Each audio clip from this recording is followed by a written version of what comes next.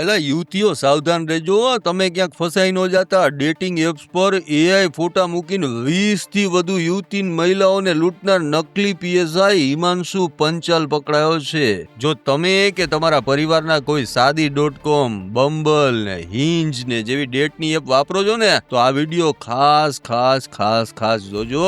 Ahmedabad crime બ્રાન્ચે એક એવા high tech નકલી પીએસઆઈ ને ઝડપી લીધો છે ને, જેની મોડેસ ઓપરેન્ડી સાંભળી તમારા હોશ ઉડી જવાના છે. અમદાવાદ ક્રાઇમ બ્રાન્ચે હિમાંશુ ઉર્ફે રોકી પંચાલ નામના શાતિર ઠગની ધરપકડ કરી. આ શું કરતો હતો ખબર છે? આઈટી ફિલ્ડમાં ભણેલો આરોપી આર્ટિફિશિયલ ઇન્ટેલિજન્સ એટલે કે એઆઈ ની મદદથી પોલીસના યુનિફોર્મ વાળા પોતાના અસલી લાગે ને તેવા ફોટા બનાવતો અને ડેટિંગ એપ પર મૂકીને 20 થી વધુ યુવતીઓને અને ખાસ કરીને ડિવોર્સી મહિલા હોય ને તેને ટાર્ગેટ કરતો. પોતાને સાયબર સેલનો પીએસઆઈ ગણાવીને ગવર્મેન્ટ ઓફ ઇન્ડિયા અને ક્રાઇમ બ્રાન્ચ લખેલું નકલી આઈડી કાર્ડ બતાવતો. યુવતીઓનો વિશ્વાસ જીતવા માટે તે એઆઈ થી બનાવેલા નકલી જોઈનિંગ લેટર અને પોતે સસ્પેન્ડ થયો હોય ને તેવા ખોટા સસ્પેન્શન લેટર પણ બતાવતો અને યુવતીને જાળમાં ફસાવ્યા પછી બહાનું કાઢતો કે મારા પર ઇન્કમ ટેક્સની રેડ પડી છે, મારું બધું જ જપ્ત થઈ જશે. આ રીતે ઇમોશનલ બ્લેકમેલ કરીને તે યુવતીઓના જ ફોનમાંથી ઓનલાઈન લાખો રૂપિયા ટ્રાન્સફર કરી લેતો હતો. એક યુવતી પાસેથી લગ્નના બહાને $4.5 લાખ રૂપિયા તો બીજી યુવતી પાસેથી 1,80,000 પડાવ્યા. એટલું જ નહીં, આ નકલી ઓફિસર સામે 2024માં મુંબઈમાં દુષ્કૃત્યનો કેસ પણ નોંધાઈ ચુક્યો છે. તેના જામીન કરાવવાના $3.5 લાખ રૂપિયા પણ તેણે એક નવી યુવતી પાસેથી પડાવીને મુંબઈ અને ગોવામાં જલસા કર્યા હતા.